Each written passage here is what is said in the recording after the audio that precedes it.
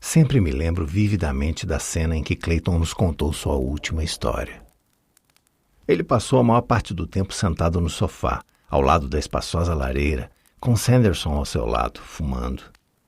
Lá estavam também Evans e Wish, que, embora fosse um ator espetacular, era um sujeito modesto. Era um sábado de manhã, e havíamos chegado juntos ao clube, com exceção de Clayton, que lá pernoitara. E por isso mesmo foi ele quem abriu a história.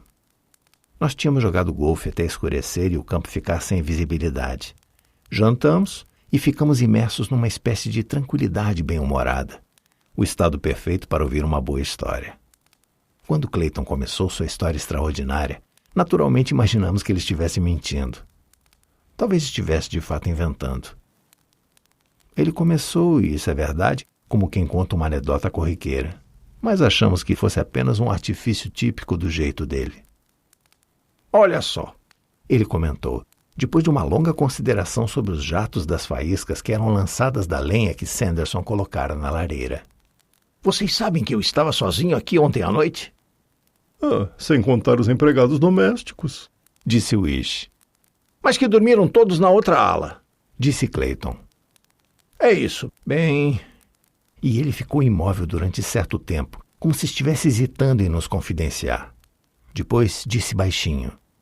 Eu peguei um fantasma. Um fantasma? Você? Indagou Sanderson. Onde ele está? E Evans, que passara 4 semanas nos Estados Unidos da América e era grande admirador de Clayton, gritou. Você pegou um fantasma, não foi, Clayton? Que coisa! Conte tudo isso pra gente agora. Clayton pediu que fechássemos a porta e, olhando para mim como se pedisse desculpas, foi dizendo.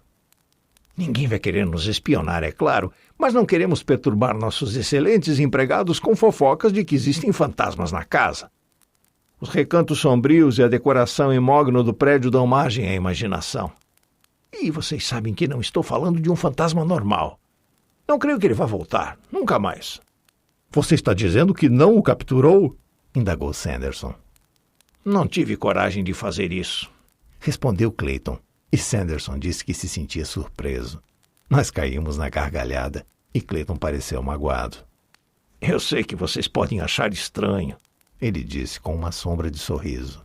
Mas o fato é que se tratava realmente de um fantasma. E tenho tanta certeza disso quanto de estar falando com vocês agora. Não estou brincando, falo sério. Sanderson manteve silêncio, e isso foi pior do que muitas palavras. Clayton o ignorou. Foi a coisa mais estranha que já me aconteceu na vida inteira. Vocês sabem que nunca acreditei em fantasmas ou coisas do gênero. Nunca. E depois, vejam só, encontro um fantasma no canto do prédio e a história toda cai nas minhas mãos. Ele fez uma pausa para refletir ainda mais profundamente. Você conversou com o fantasma? Indagou Wish.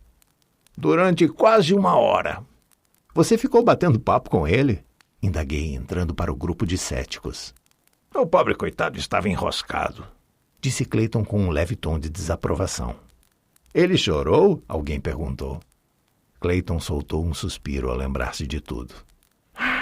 Deus meu, ele disse, e depois... Pobre coitado. Sim, ele chorava de dar pena. Onde foi que ele apareceu para você? Perguntou Evans com seu sotaque americano. Nunca havia percebido, disse Clayton, ignorando a pergunta. Como deve ser terrível ser um fantasma. E fez silêncio durante mais um tempo. Eu tirei vantagem da situação, ele disse finalmente. Nós não estávamos com pressa. Uma pessoa, ele disse, tem a mesma personalidade até o momento de deixar o corpo. Isso é algo que sempre esquecemos. As pessoas com certa força ou determinação podem produzir fantasmas semelhantes a elas.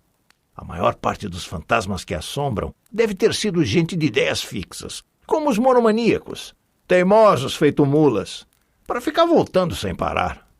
Essa pobre criatura era diferente. Subitamente, Clayton deu a impressão de estar um tanto assustado e olhou ao redor no quarto. Vou dizer com toda a delicadeza do mundo mas é a mais pura verdade neste caso. Assim que o vi pela primeira vez, fiquei surpreso com sua fragilidade. Ele pontuou as palavras com gestos e prosseguiu. Eu dei com o fantasma, você sabe, no final do corredor comprido. Ele estava de costas para mim, e eu o vi primeiro antes que ele me percebesse. Na mesma hora, notei que era um fantasma. Ele era transparente e esbranquiçado. Através do seu tórax, avistei o reflexo da janela do fundo do corredor. E não foi só por sua aparência física, mas também por sua atitude, que tive a impressão forte de que se tratava de um fantasma frágil. Ele me olhou, você sabe, como se não tivesse a menor ideia do que tinha que fazer. Uma mão dele estava apoiada na parede e a outra tampava a boca. Querem ver? Assim. Como ele era fisicamente? Indagou Sanderson. Ele era magro. Você sabe esses jovens com pescoço fino e comprido? E uma cabecinha minúscula, cabelos despenteados e orelhas disformes. Os ombros encolhidos, mais estreitos que os quadris. Colarinho retorcido, uma jaqueta curta, calças bem largas, puídas na bainha. Foi assim que ele apareceu para mim. Eu vinha pelas escadas, em silêncio. Eu não estava carregando vela ou lamparina, você sabe. As velas estavam sobre a mesinha. Eu estava com meus chinelos e o vi no corredor. Fiquei paralisado diante dele, tentando enxergá-lo inteiro. Não senti um pingo de medo. Acho que na maior parte desses casos, ninguém fica com tanto medo ou animado quanto se pode imaginar. Eu me senti surpreso e curioso. Pensei, Deus meu, um fantasma finalmente? Passei os últimos 25 anos sem acreditar em fantasmas. Disse Wish. Imagino que ele tenha percebido meus passos no minuto em que passei por ele. O fantasma se voltou para mim abruptamente e vi a face de um jovem imaturo, com um nariz frágil, um bigode ralo, um queixo pequenino. Então, por um instante, lá ficamos nós, ele olhando por cima do meu ombro, um encarando o outro. Depois ele deu a impressão de se lembrar que era superior a mim. Deu a volta, aproximou-se, projetou a face, ergueu os braços, abriu as mãos, com todo o gestual típico da fantasmagoria, e veio na minha direção. Ao fazer isso, seu pequeno queixo caiu e ele emitiu um leve grito. Buh! Não era nada assustador. Eu tinha jantado, tomado champanhe. Eu me sentia muito forte e era como se tivesse sido assombrado por um sapo. Buh! Disse eu. Bobagem. Você não pertence a este lugar. O que está fazendo aqui? Percebi que ele se espantou. Buh! Ele repetiu. Buh, que nada! Você é sócio do clube? Eu disse só para lhe mostrar que não sentia medo nenhum. Depois me aproximei e pedi que ele acendesse minha vela. Você é sócio do clube? Repeti olhando para ele de soslaio. Ele se moveu um pouco, como se quisesse afastar-se de mim, e sua face mostrava despeito. Não, disse ele em resposta à minha pergunta insistente. Não sou sócio do clube, sou um fantasma. Isso não lhe dá direito de frequentar esse clube. Você quer falar com alguém ou algo assim? E acendi rapidamente minha vela, com receio de que ele tomasse a displicência por distração ou medo. Virei para ele e perguntei. O que é que você está fazendo aqui, afinal? O fantasma baixou as mãos e parou de uivar. E ficou ali, parado, envergonhado e desajeitado. O fantasma de um jovem frágil e desorientado. Eu estou assombrando o clube, disse ele.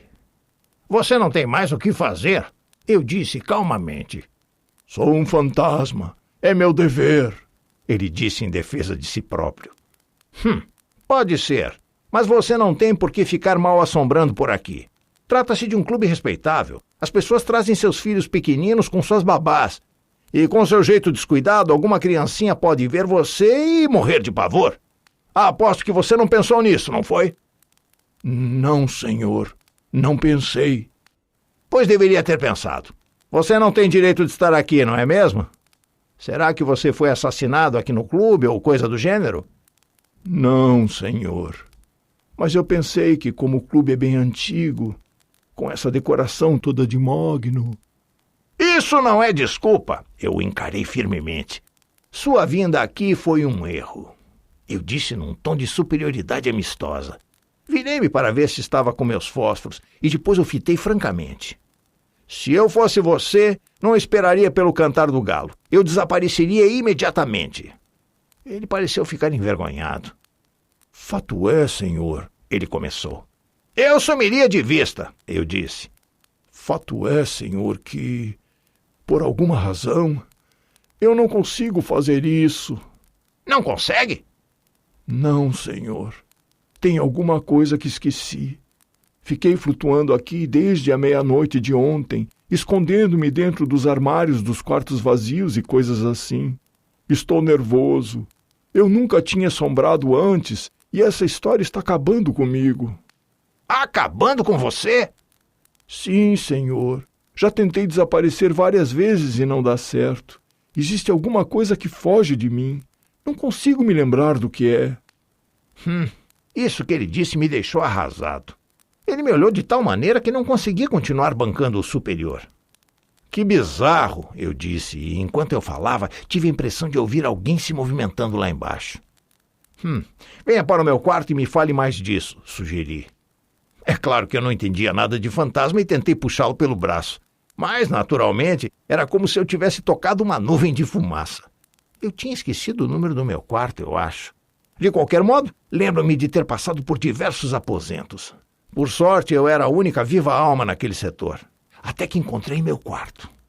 Chegamos, eu disse, e sentei-me na poltrona. Acomode-se e me conte tudo. Estou com a impressão de que você se meteu numa encrenca daquelas, meu caro.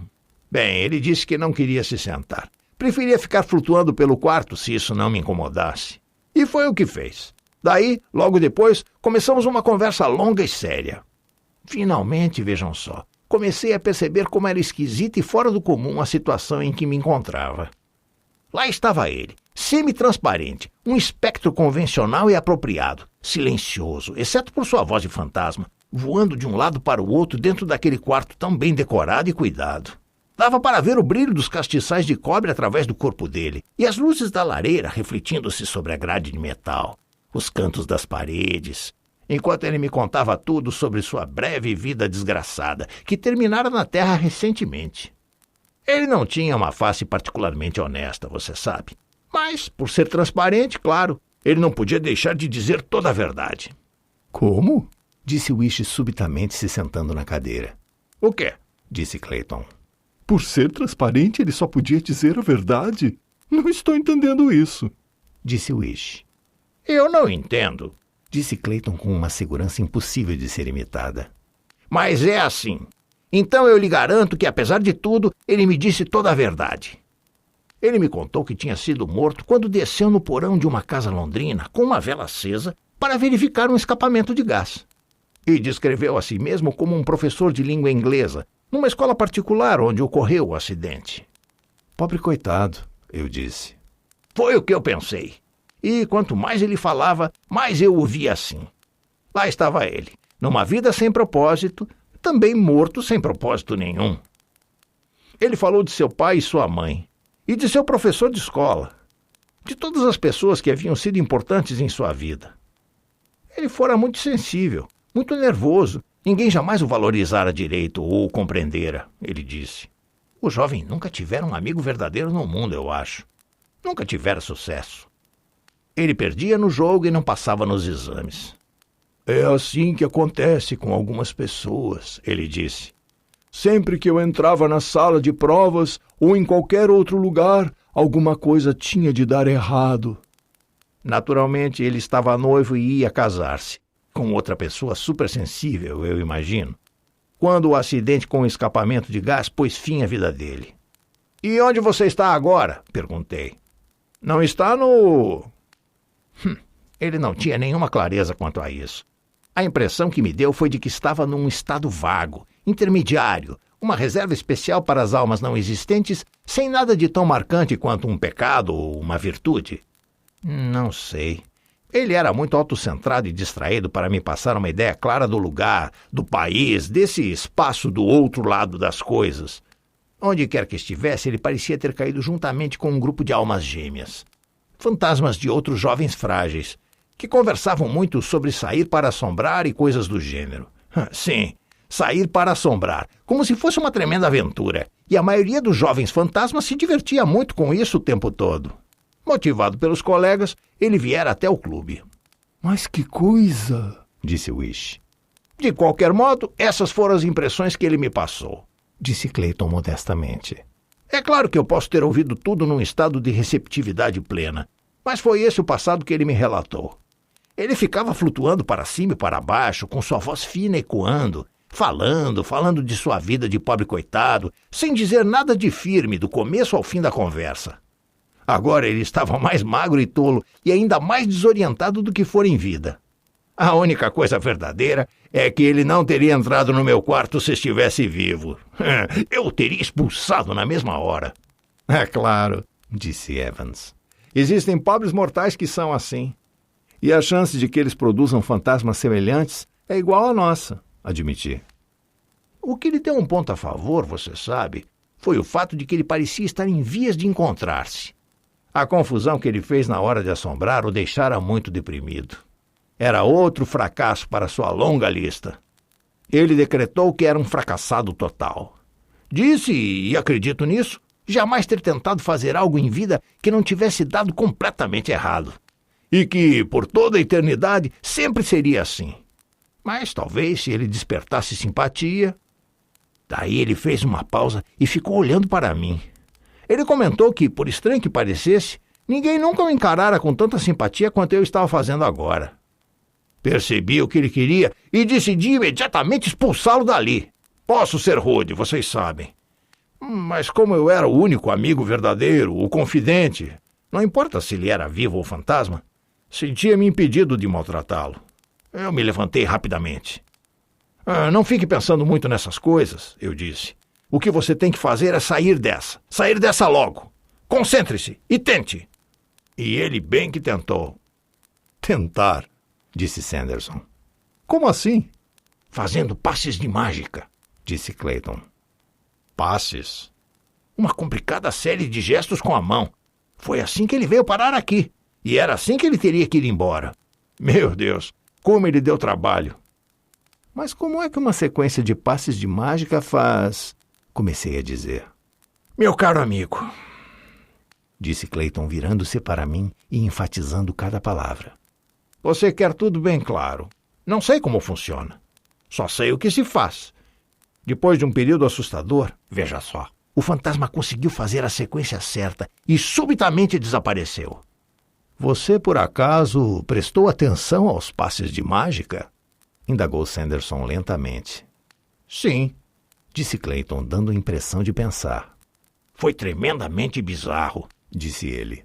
Lá estávamos nós, eu e esse fantasma magro e transparente, no quarto silencioso, quietos, no meio do clube vazio, numa silenciosa noite de sexta-feira. Não se ouvia mais nada, exceto nossas próprias vozes, e um ligeiro arfar que o espectro produzia ao executar seus gestos. O lustre do quarto e o candelabro sobre a cômoda estavam com as velas acesas. E nada mais. De vez em quando as velas produziam, durante alguns segundos, uma chama alta e fina. Foi quando começaram as coisas estranhas. Não consigo, disse ele. Eu nunca vou conseguir. E subitamente ele se sentou na cadeira ao pé da cama e começou a soluçar sem parar.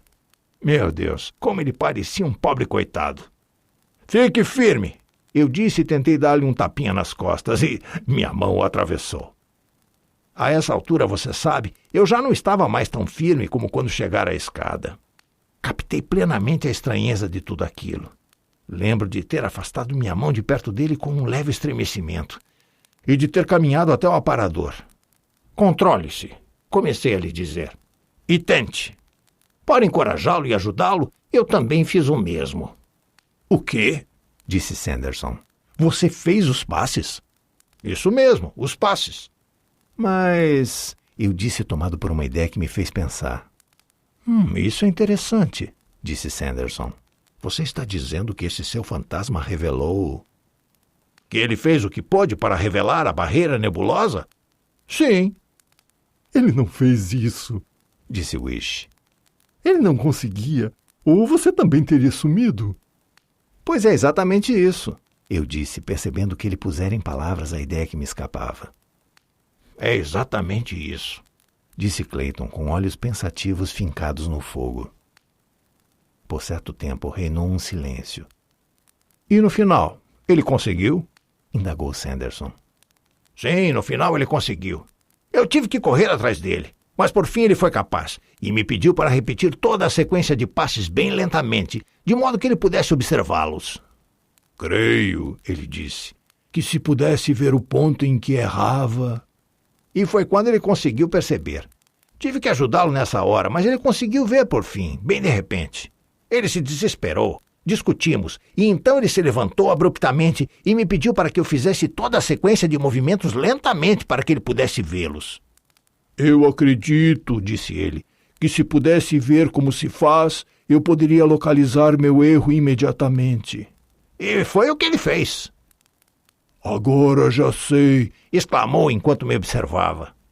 O que é que você sabe? Eu sei, ele repetiu. Depois disse maliciosamente. Não consigo fazer a sequência se você ficar olhando para mim. Não consigo realmente. E esse tem sido em parte o problema, o tempo todo. Sou um sujeito tão nervoso que você me intimida. Bem, discutimos um pouco. Naturalmente eu queria ver, mas ele era teimoso feito uma mula. E de repente fiquei cansado feito um cachorro velho. Ele me exauria. Tudo bem, eu disse. Não vou ficar olhando para você. E virei na direção do espelho do armário ao lado da cama. Ele saiu correndo muito rápido. Tentei segui-lo olhando pelo espelho, só para ver o que acontecia.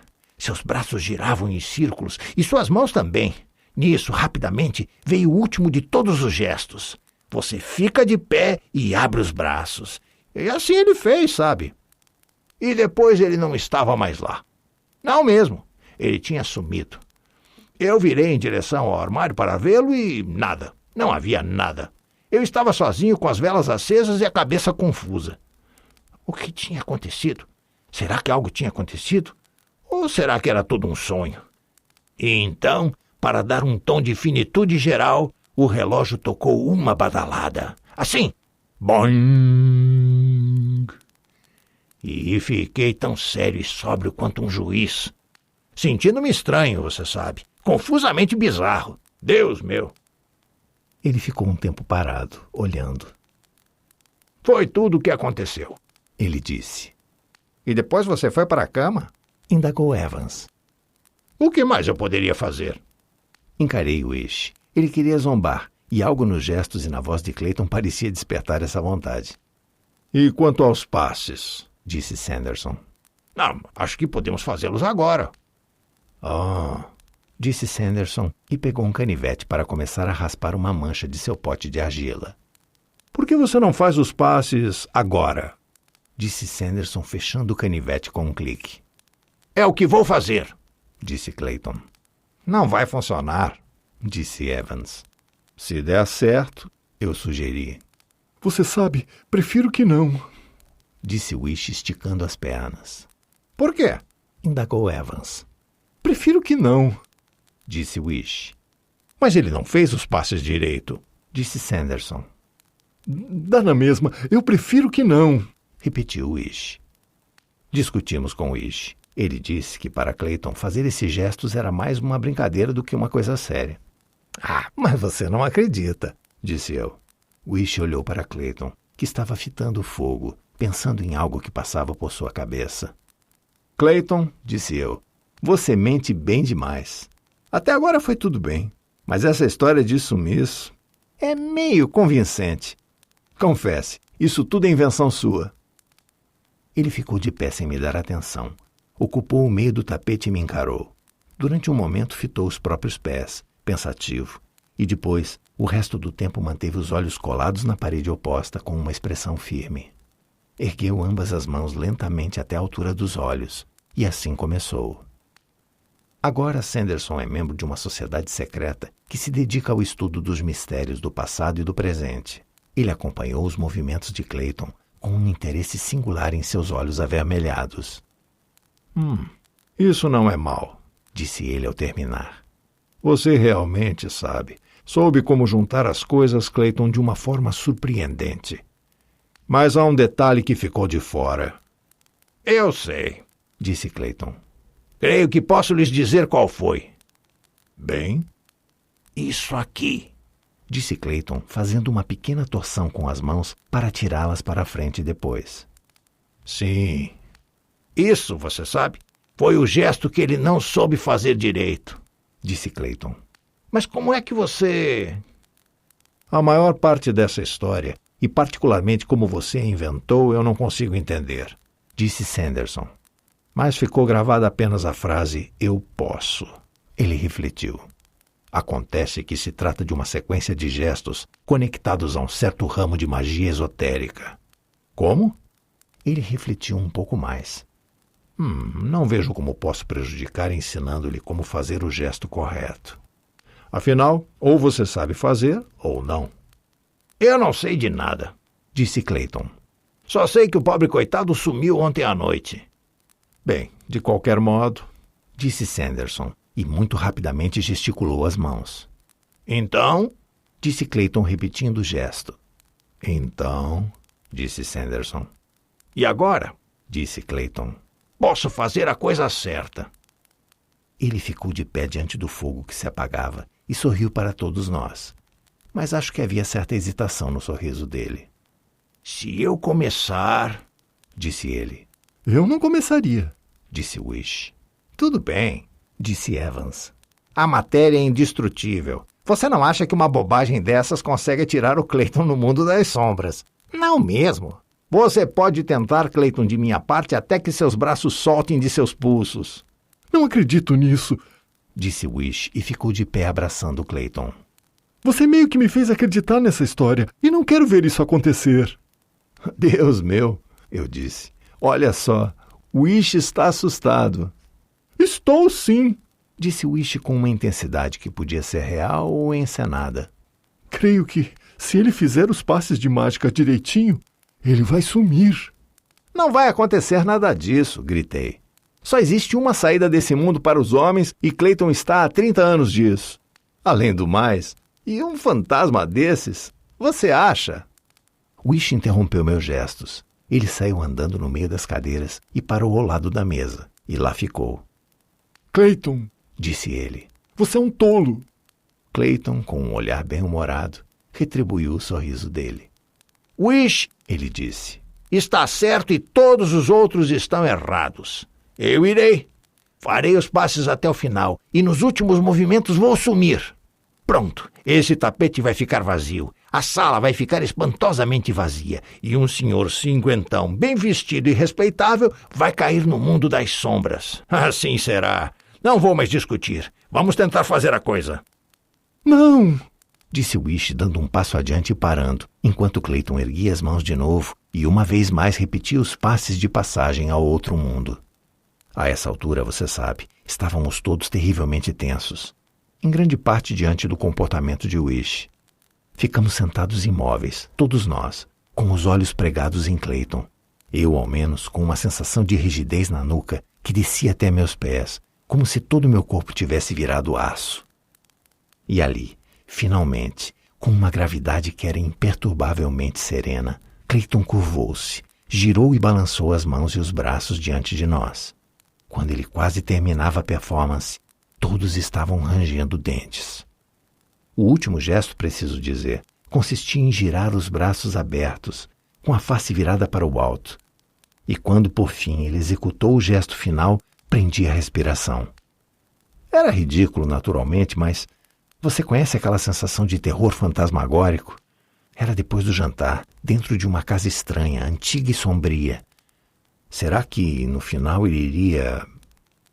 Durante um momento estarrecedor, Clayton ficou naquela posição, de braços abertos, o rosto virado para o alto, firme e brilhante, sob o brilho do lustre. Todos nós ficamos em suspenso durante aquele lapso de tempo, que pareceu ser um século, e depois saiu de nossas gargantas um grande suspiro de alívio e um não tranquilizador, pois visivelmente Clayton não desaparecia. Era tudo bobagem. Clayton nos contara uma história à toa e nos fizera acreditar nela. E isso era tudo. Daí, naquele momento, o rosto de Clayton se transformou. Ele mudou completamente. Mudou como quando se apagam as luzes de uma casa subitamente. Os olhos dele de repente vidraram. O sorriso congelou em seus lábios e ele ficou imóvel. Lá ainda se conservou, balançando-se suavemente. Aquele momento valeu por um século. E depois, você sabe, as cadeiras arranharam o assoalho. As coisas começaram a cair e todos nós nos sentíamos em movimento. Os joelhos dele cederam e ele caiu adiante. Então Evans se levantou e o pegou em seus braços. Era um espanto. Por um minuto, eu acho, ninguém disse nada coerente. Estávamos vendo. No entanto, custávamos a acreditar. Saí de meu estado estupefato para me ver ajoelhado ao lado de seu corpo estendido. Seu casaco e sua camisa estavam rasgados, e Sanderson lhe examinou o coração. Esse gesto tão simples podia ter sido deixado para mais tarde, para quando estivéssemos menos emocionados, pois não tínhamos pressa alguma em compreender. O corpo ficou ali quase 1 hora, mas a cena ainda está colada em minha memória, sinistra e assustadora. Clayton efetivamente passara para aquele mundo que se encontra tão perto e ao mesmo tempo tão distante de nós. Clayton fora para lá realmente, tomando o único caminho que pode seguir um mortal. Mas se ele fizer essa passagem devido ao encantamento do pobre fantasma, ou se for atacado subitamente por uma apoplexia no meio de uma história tola, conforme o médico legista gostaria que acreditássemos, é o que não posso dizer. Pois se trata aqui de um desses enigmas inexplicáveis que precisam ficar sem explicação até que venha a solução final de todas as coisas. Tudo o que posso garantir certamente é que naquele momento, naquele exato instante da conclusão daqueles passes, Clayton transfigurou-se, cambaleou e mudou, caindo diante de nós, morto.